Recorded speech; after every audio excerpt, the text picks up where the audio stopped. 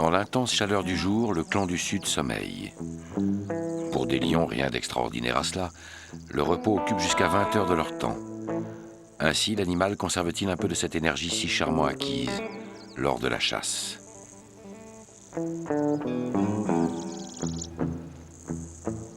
Pour Kitok, le grand mâle, comme pour les autres membres du groupe, cette journée ressemble à un lendemain de fête.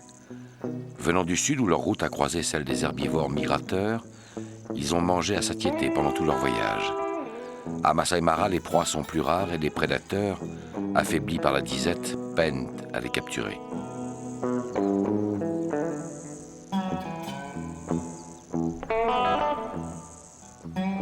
C'est donc une terre de facile conquête qui s'est offerte aux nouveaux arrivants.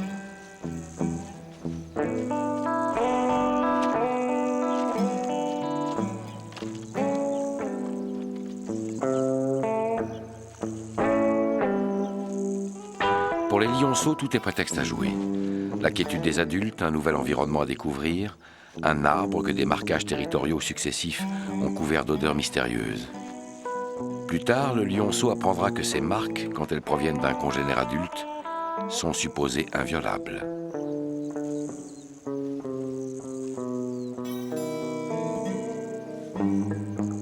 L'intérêt porté au tronc de l'arbre peut exposer un grimpeur inexpérimenté à des difficultés auxquelles une mère ne saura pas forcément remédier.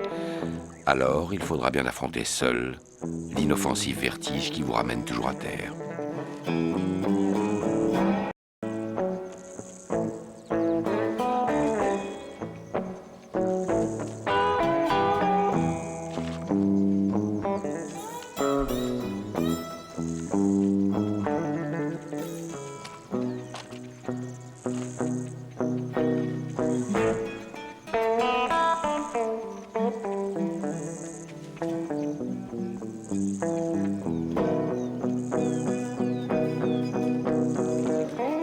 Le clan du Sud a déjà défié Wamba et son groupe, dont le territoire se situe tout près, au-delà des collines. D'autres affrontements viendront plus tard, dont les enfants qui jouent ignorent l'imminence.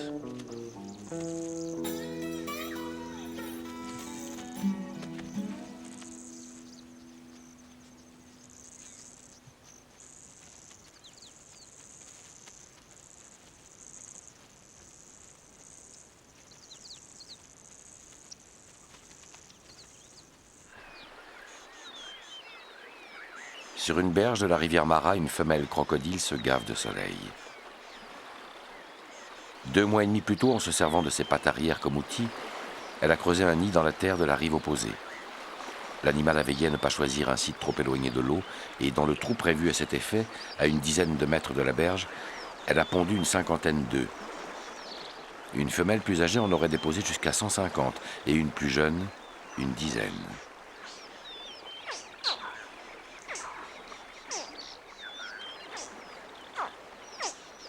Ils n'avaient pas encore percé leur coquille que les jeunes crocodiles, de l'intérieur de l'œuf, poussaient déjà de petits cris perçants.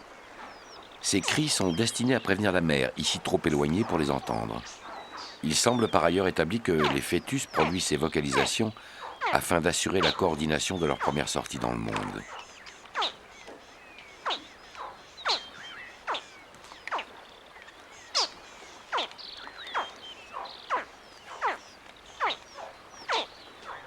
Ils ont brisé leur coquille grâce à une petite dent proéminente qui paraît destinée à cet usage. Les jeunes crocodiles n'ont plus qu'à émerger du nid que la mère, en prévision de l'éclosion, a débarrassé de sa couverture de sable et de terre.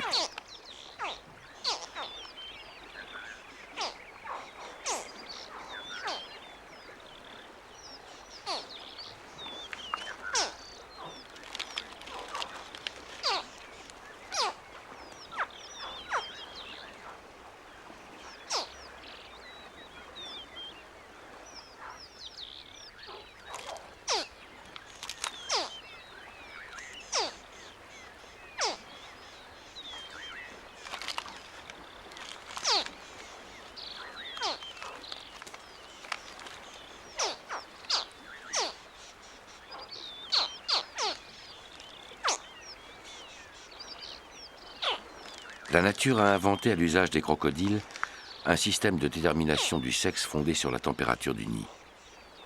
Ainsi, si l'incubation se fait entre 28 et 31 degrés, les bébés seront tous femelles. Si la chaleur ambiante monte au-dessus de 33 degrés, la couvée ne comportera que des mâles. Enfin, entre ces deux zones thermiques, c'est-à-dire autour de 32 degrés, le nombre de mâles égalera celui des femelles. Compte tenu de ce système, ce ne sont que des mâles qui éclosent aujourd'hui, quelque part sur les bords de la rivière Mara. De la même manière, l'incubation sera d'autant plus courte que la température aura été plus élevée.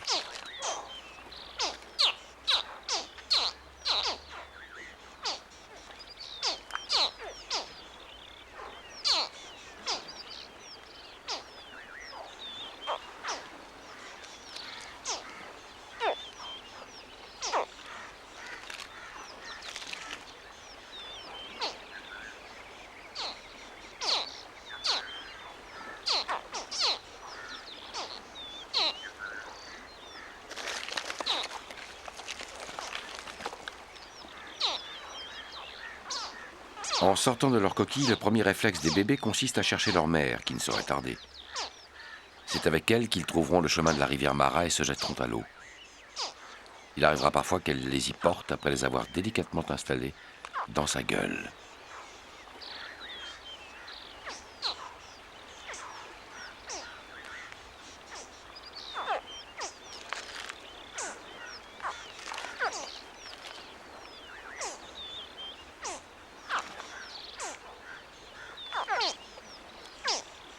Les hyènes, lézards ou babouins prisent beaucoup les œufs de crocodile, et c'est ainsi que 50% de ces derniers disparaissent.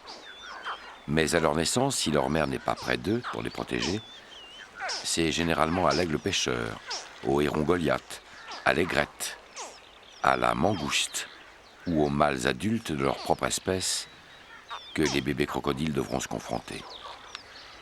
Plus tard, quand ils gagneront la rivière, les féroces poissons-chats et poissons-tigres seront là pour les attendre. Et c'est ainsi que sur 100 œufs pondus, 3 seulement produiront un crocodile adulte.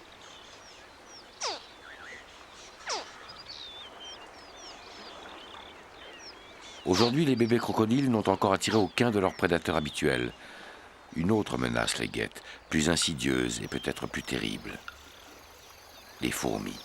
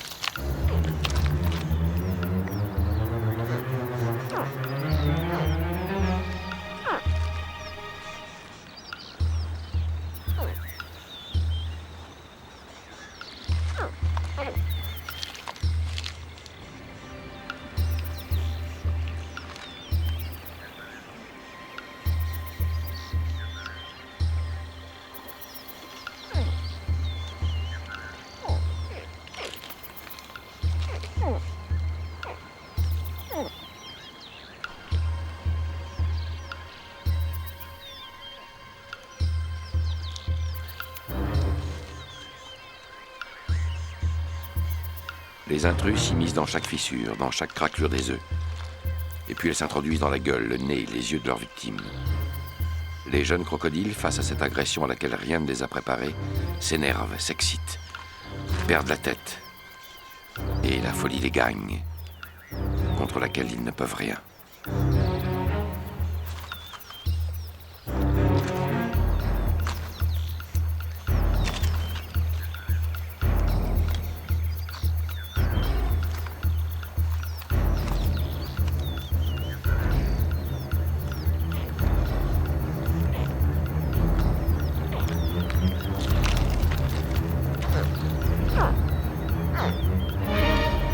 La victime est désignée.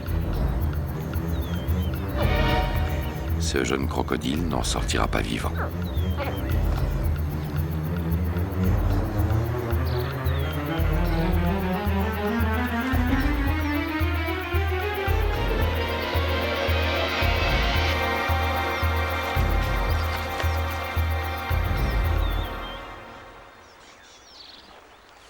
D'autres, plus chanceux, survivront à cet enfer et suivront même sans leur mère le chemin de cette eau bruissante qui les appelle.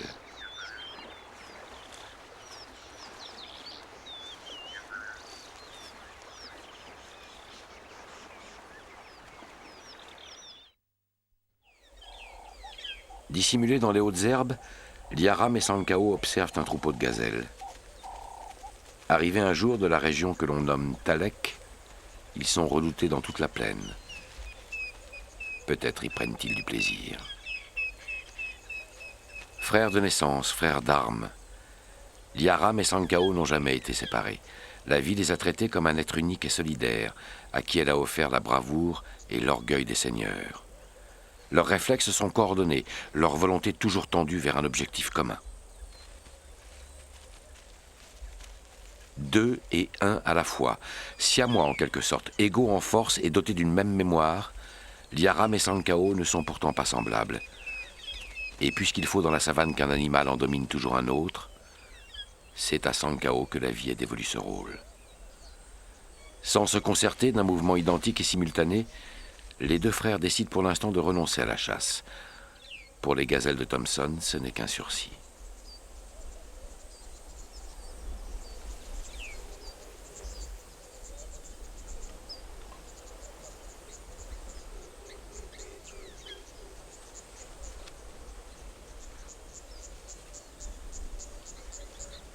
Voici les sentinelles de la savane.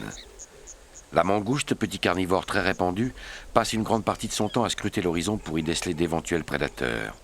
Si l'un des guetteurs aperçoit un danger, il poussera de petits cris stridents pour prévenir ses congénères.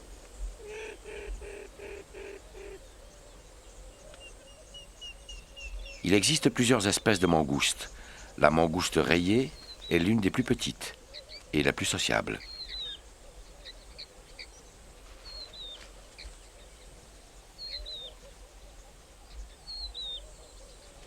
Les mangoustes ont élargi les galeries d'une termitière abandonnée pour en faire leur tanière.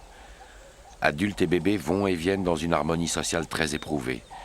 Des groupes de plus de 30 individus peuvent vivre ensemble sur un territoire d'environ 4 km². Les enfants sont allaités par n'importe quelle femelle. Une nourrice de garde est à son poste, à toute heure du jour.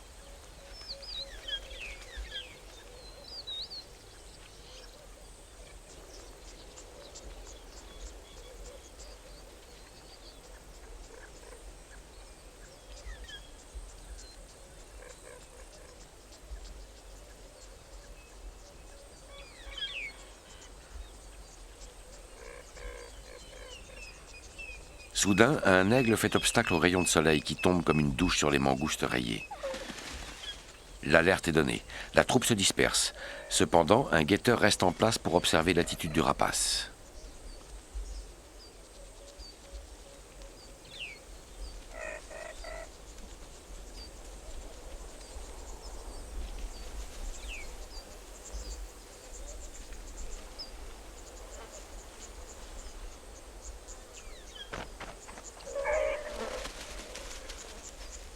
L'aigle s'acharne, mais il devra se contenter aujourd'hui des serpents, dont il est, tout comme la mangouste elle-même, particulièrement friand.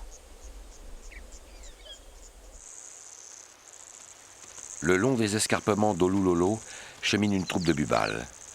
Les grandes antilopes marchent à la recherche d'eau et d'herbes grasses.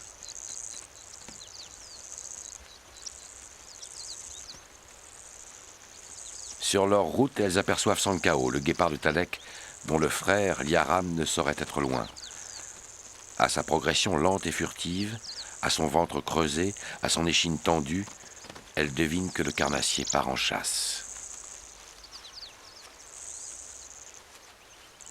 Le guépard tombe en arrêt devant une jeune antilope qui s'échappe au grand galop, mais si rapide fut-elle, cette fuite ne suffirait pas à distancer deux chasseurs aussi véloces que les mâles de Talek.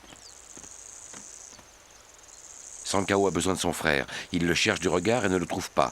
Autour de lui, tout mouvement s'est figé et la savane s'est tue.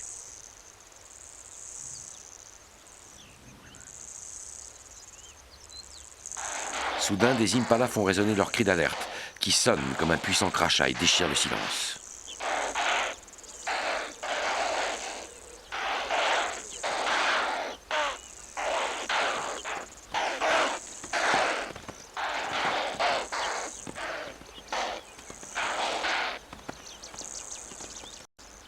Convaincu que son frère Liaram a alerté les antilopes en fuite, Sankao s'élance vers elle. Mais la distance est trop grande et le guépard ne voit toujours pas surgir son frère qui devrait arriver par la droite et prendre son relais.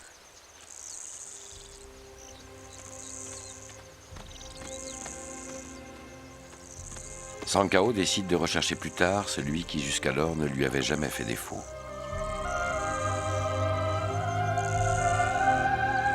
Une nouvelle chasse commence. Sa première chasse solitaire.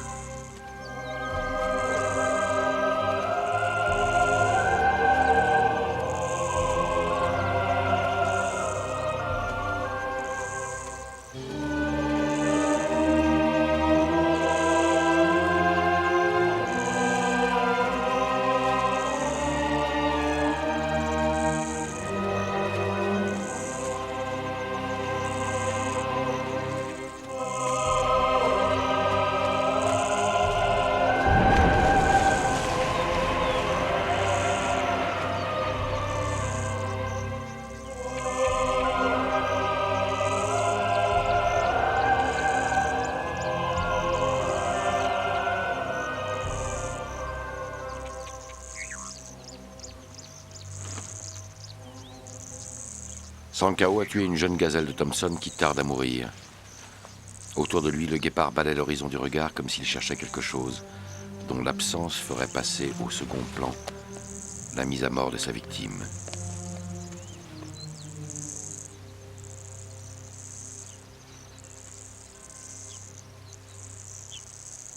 Sankao attend. Il attend encore un peu plus. Son frère n'est pas là. Liaram ne viendra pas. Liaram ne viendra plus.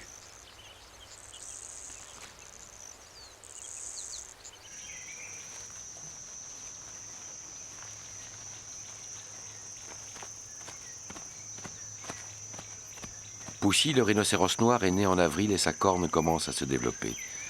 Désormais âgé de 10 mois, il a encore besoin de sa mère, Marie, qui ne le chassera, comme elle le fit jadis pour sa fille Ronco, qu'afin de donner le jour à un nouvel enfant. En septembre, alors que la savane brûlait, Marie a rencontré Karanja, grand mâle reconnaissable à sa première corne proéminente.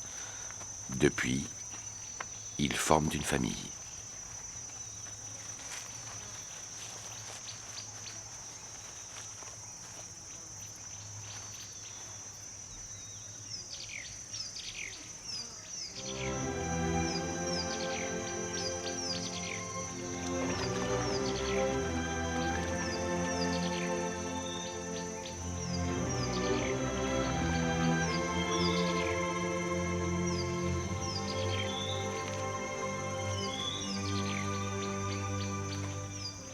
Un mâle, une femelle et un bébé rhinocéros simplement occupé à vivre.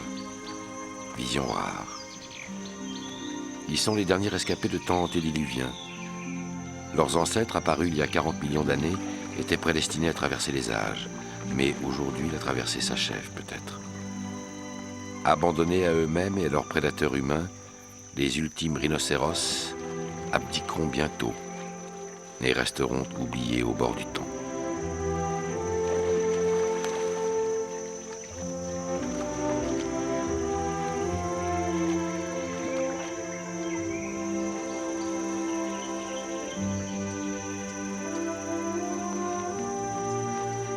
Fantôme au dos crevassé, montagne grise peuplée d'oiseaux, Karanja ignore qu'à moins de 30 ans, il est déjà un survivant.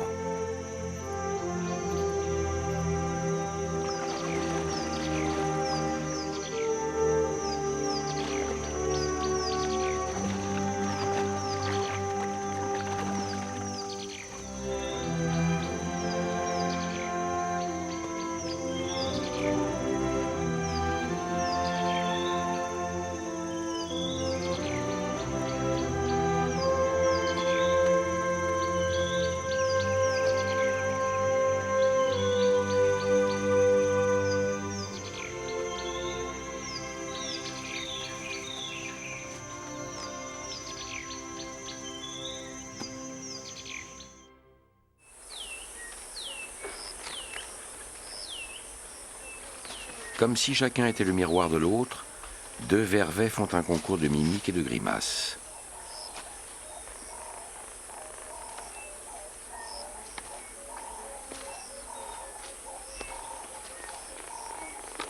L'arbre est le seul royaume du vervet. À terre, le petit singe masqué de noir devient plus vulnérable face à ses ennemis, le babouin, le serpent, le caracal, le serval ou l'aigle. Sur ses branches, au contraire, il est mobile, leste, délié. Aussi le vervet ne descend-il au sol que pour y compléter sa nourriture en cas de nécessité.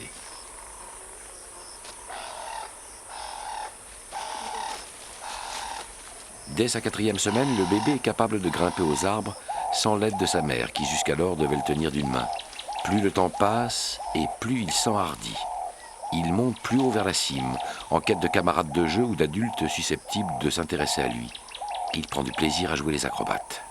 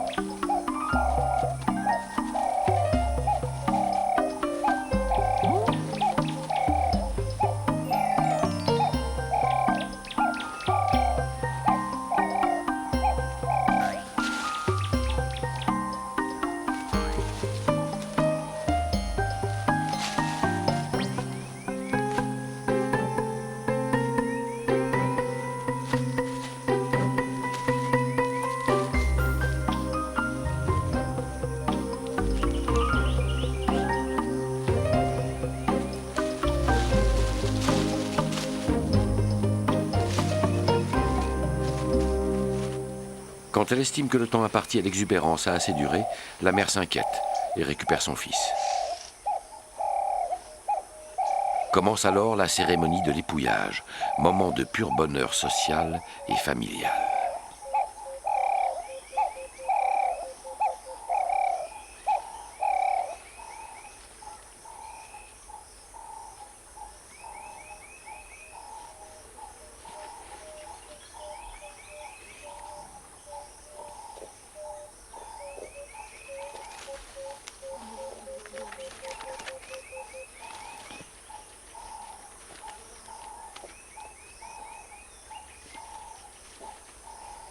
Un mâle adulte se rapproche. Il est le père du bébé et de bien d'autres. Il veille sur plusieurs femelles et sur leurs enfants et protège l'arbre d'éventuelles incursions des familles voisines. Il est territorial et considère que tout ce qui se trouve sur son territoire, feuilles, fruits ou femelles, lui appartient. La mère du bébé ne l'entend pas ainsi et estime que sa quiétude se situe plus loin sur la branche, à l'écart de ce mâle envahissant qui reviendra plusieurs fois à la charge.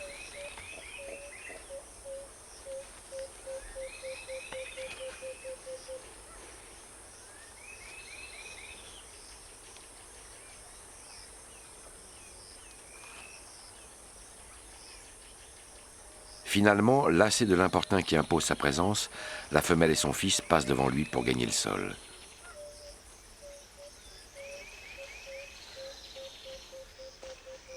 Là, puisque tel est le prix de leur tranquillité et qu'ils n'ont pas le choix, la mère et l'enfant se retrouvent pour un moment de douceur. Demain, comme les autres jours, la société des vervets fournira au bébé ce dont il a le plus besoin, le jeu et la tendresse d'une mère.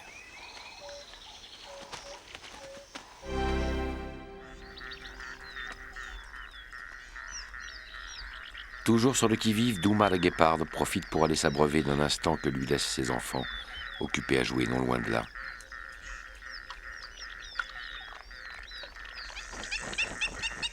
L'ombrette d'Afrique qui se pose près d'elle ne la distraira pas de sa vigilance.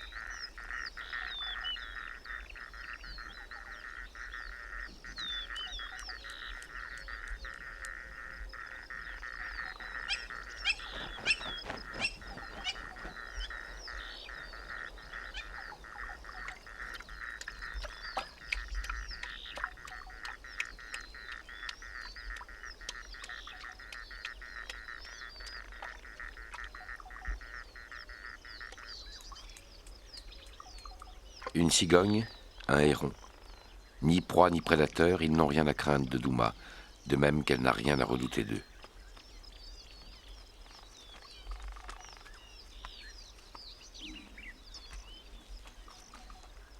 Douma est toujours affamée, mais aucune proie nouvelle ne se présente à l'horizon.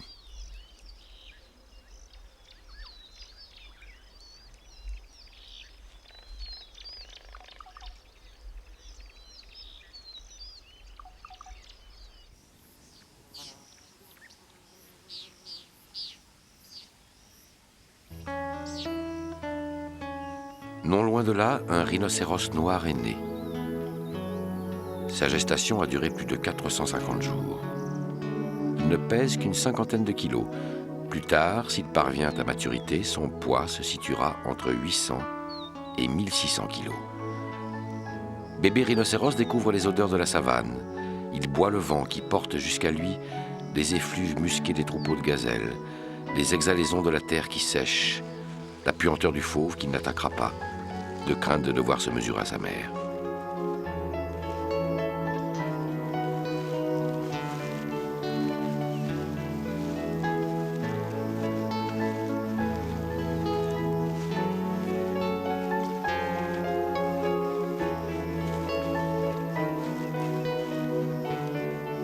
Bébé rhinocéros se noie dans la végétation, ne laissant même pas dépasser le relief d'une corne encore inexistante. La mère et le fils s'enfoncent dans le paysage buissonnant, ne laissant dans l'herbe qu'un discret sillon pour trace de leur passage.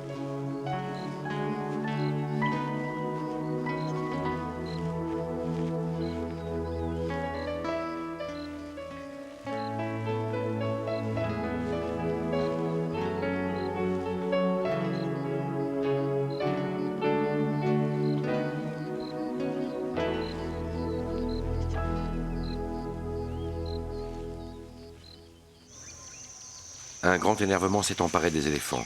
Ils barrissent, ils se balancent. Leur trompe fouille les fourrés où ils recherchent l'un des leurs, un éléphanteau disparu pendant la nuit. L'agitation gagne le peuple des lions qui se précipite vers le lieu où cette nuit, une femelle appartenant au clan du Sud tua le jeune éléphant.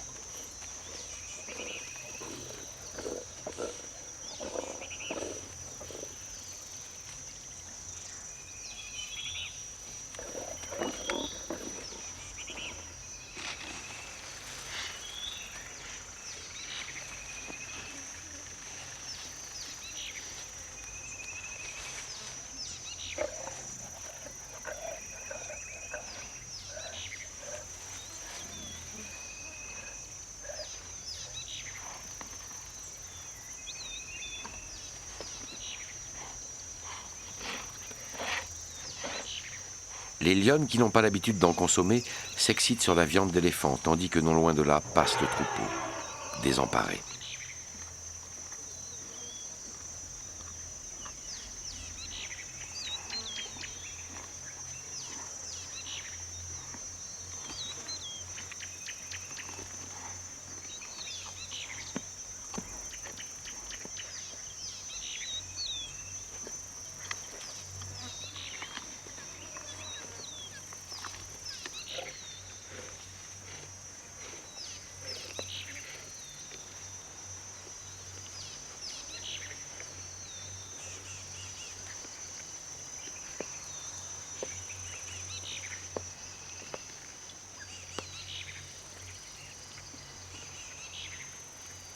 À 3, les lionnes dévoreront en moins de 2 heures la carcasse du bébé éléphant.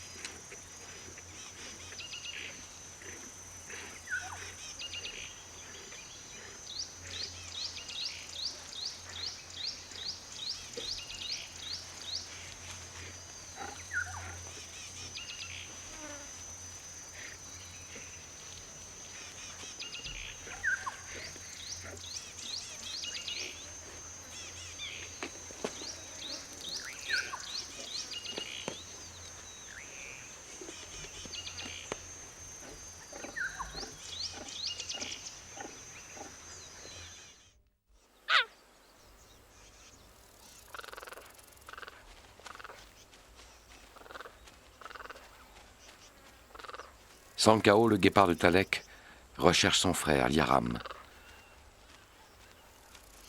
Liaram s'est éloigné de lui lors d'une chasse récente et Sankao ne l'a pas revu depuis. Ce qui commence ici ressemble à un conte, une tragédie authentique et édifiante, dont la savane est le théâtre. Premier acte.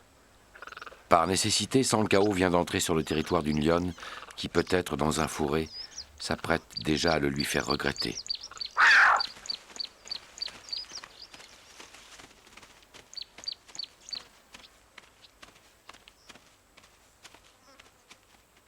Il était temps. La lionne a interrompu sa charge à la lisière de son territoire. Sankao reprend son souffle, tandis que l'adversaire rebrousse chemin.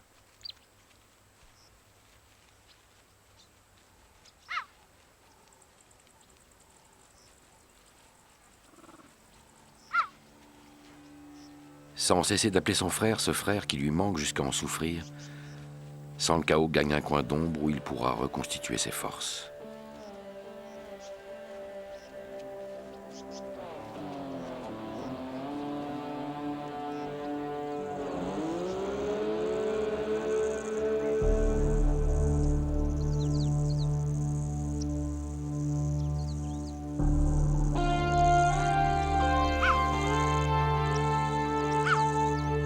Sous tout le poids d'un soleil brûlant de ses derniers feux, Liaram lui aussi recherche désespérément son frère. La savane lui paraît vide et dépeuplée, et de ce néant ne jaillit aucun cri qui ferait écho au sien. Sur le tronc d'un arbre mort, Liaram dépose sa marque, son odeur. Au même endroit, il détecte la borne territoriale d'une lionne, mais aucune trace de Sankao.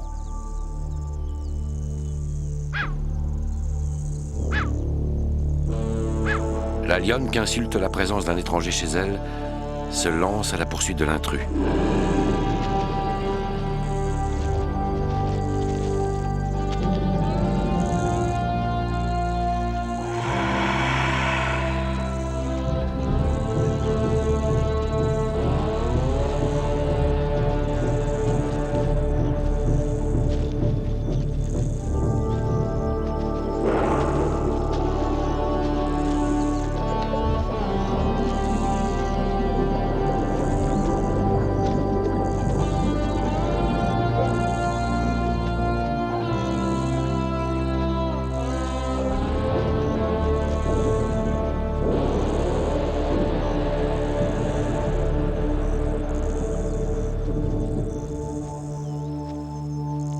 Ainsi que l'a fait auparavant son frère absent et comme lié à lui par un destin symétrique, Liaram vient d'échapper de justesse au croc d'une lionne.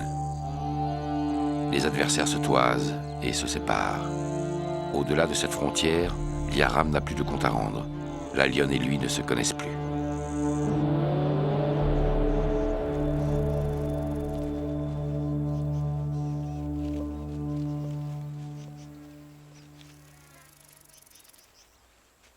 Pendant ce temps, à quelques kilomètres de là, sans se décourager, Sankao poursuit sa recherche. Un signe du passage de Liaram peut se trouver au pied de chaque arbre. Devant celui-ci, peut-être a-t-il déposé un excrément. Peut-être a-t-il griffé la base du tronc. Peut-être a-t-il frotté son flanc sur l'écorce pour y laisser une odeur. L'un ou l'autre de ces indices suffirait et permettrait à Sankao de trouver la piste qu'il recherche. Hélas, nulle part sur l'arbre n'est gravé le sceau de l'absent. Sankao projette son urine sur l'écorce.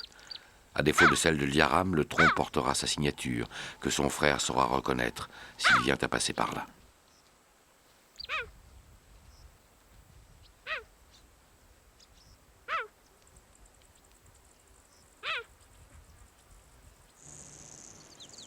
Deuxième acte. Poussé par sa détresse, Liaram marche, marche toujours, marche encore et ne voit ni n'entend son frère, sans qui il n'est plus rien. Un ombrage se présente, exténué, le guépard s'y arrête pour reprendre son souffle. Quoi de plus rassurant, quoi de plus apaisant que la fraîcheur d'un bosquet? quand vous ignorez que tout près de vous, un observateur vous épie et qu'il ne vous aime pas.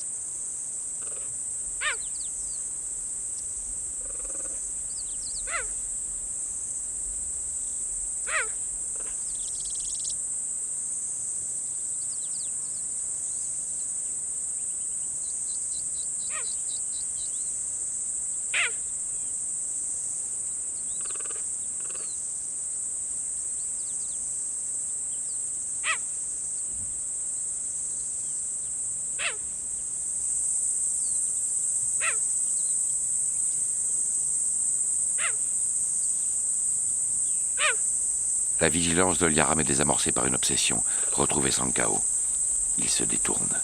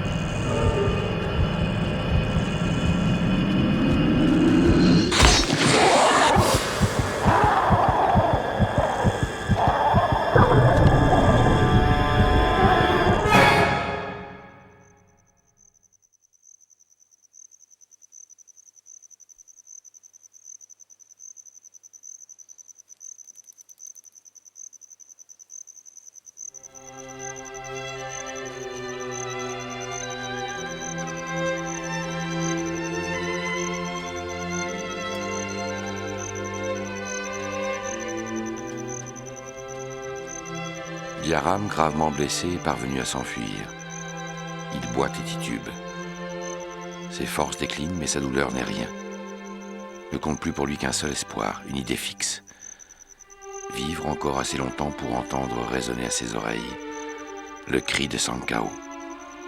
Voir ondoyer dans les herbes les taches de son pelage. Pouvoir se frotter contre lui comme autrefois, quand ils étaient enfants.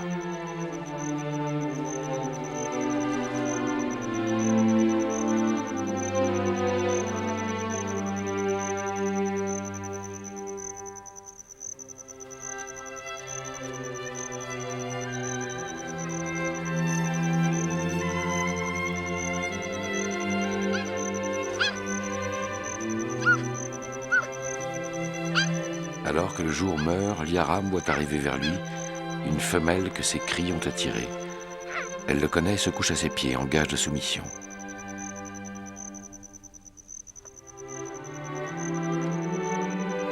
Liaram hume l'odeur de la guéparde et la reconnaît à son tour. Il esquisse un mouvement pour s'asseoir près d'elle, mais sa blessure le rappelle à l'ordre.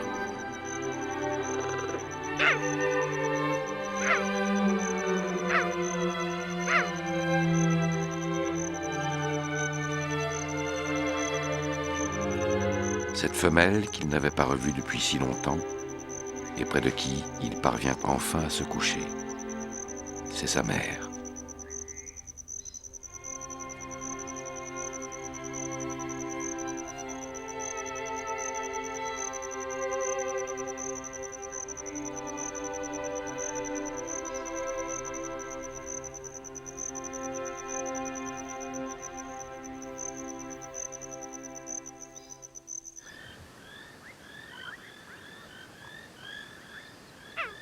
Guetteur dans la nuit, aussi longtemps que ses forces dureront, Sankao continuera d'appeler son frère et de crier son malheur.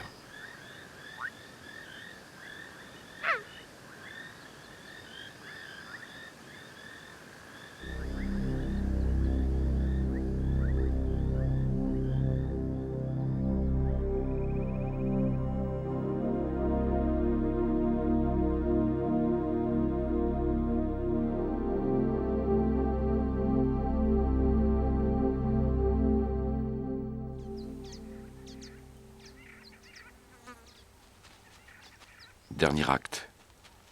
Liaram marche de plus en plus difficilement et ses blessures ne se referment pas. La lionne lui a déchiré les hanches, puis elle a pris en étau dans sa gueule la tête et le cou du guépard. Enfin, mais Liaram l'ignore encore, voici son frère Sankao qui a retrouvé sa trace et s'avance derrière lui. Liaram sent ses dernières forces l'abandonner. Il ne peut presque plus marcher et risque de perdre conscience.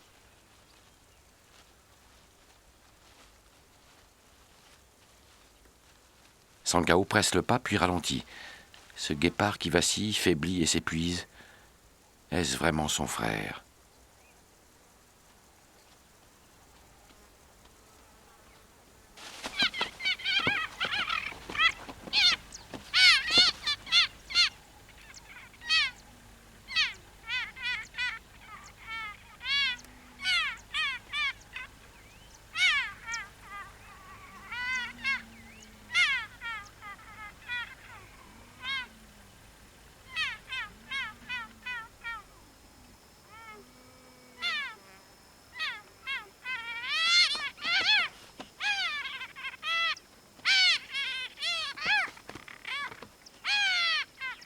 Sankao est décontenancé par l'odeur de Liaram. Cette odeur, c'est bien celle du sang, mais celui d'un semblable et non d'une proie. C'est l'odeur de la mort. Le guépard est courroucé que son frère se soit mis en pareil état et le brutalise. Il le protège cependant en vérifiant régulièrement qu'un prédateur ne se présente pas dans les environs. Enfin et surtout, Sankao ne comprend plus qui est vraiment devant lui. Ça n'est plus la même chair que la sienne, mais un semblable en pleurs qui peut-être mourra, alors qu'il devra bien, lui, continuer à vivre.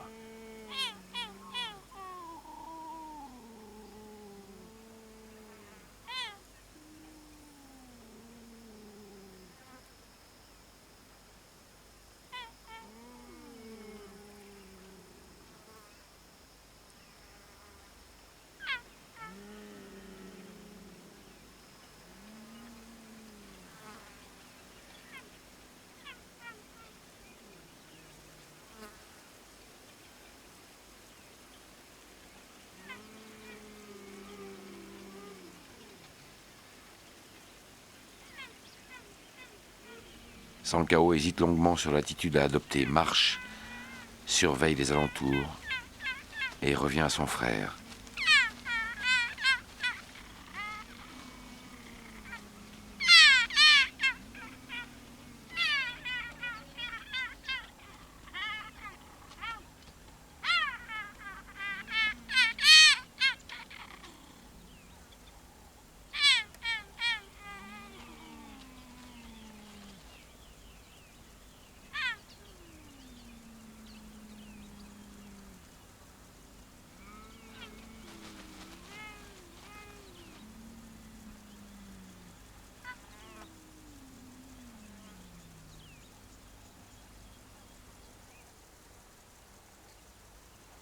Sankao s'est allongé à quelques mètres de Liaram, comme si la situation était normale, comme si rien n'avait changé.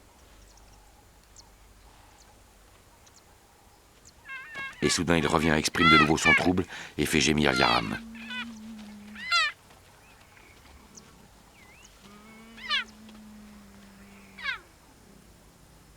Mais très vite, les deux guépards parviennent à dialoguer sans plus de frayeur.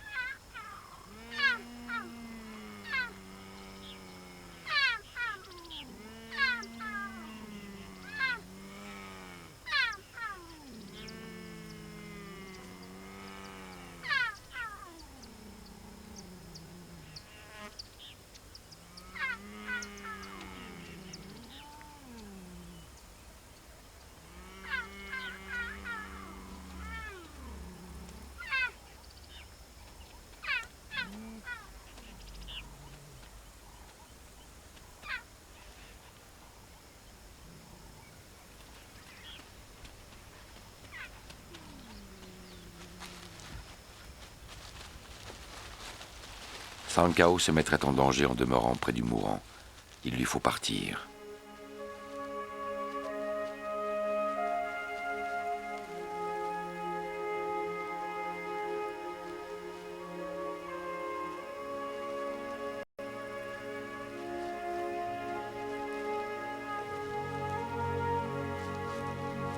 En s'éloignant, il se retournera vers son frère aimé, qui a trahi la vie.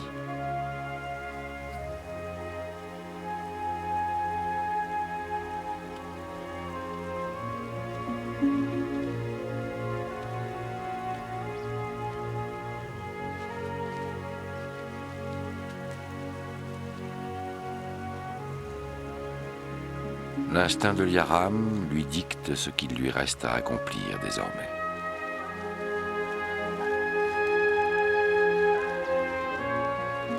Le guépard trouve bientôt l'ombre où il pourra s'allonger et attendre.